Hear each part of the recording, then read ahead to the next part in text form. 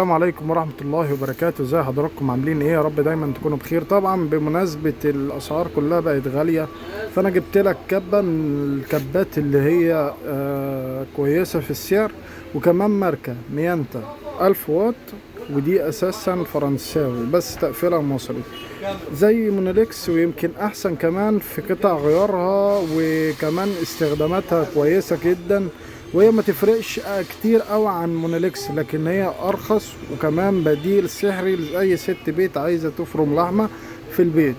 كبه كل ما تكون صغيره كل ما تفرم لحمه بشكل افضل. كمان جبت لك بالنسبه برضو للكبه بالخلاط، سعرهم غالي. في منها الكبه بالخلاط هوريك الكرتونه بتاعتها، سعرها برضو على قد الايد، وبينزل معاها نفس الهديه. هوريها لك دلوقتي، خليك معايا. ده طبعا شكلها اهو، ده كبه بالخلاط، الخلاط اهو بتاعها، وادي الكبه اهيت، ويشتغل الموتور واحد. ولو عايزت اي حاجه اكتب لي في الكومنتات. سلام.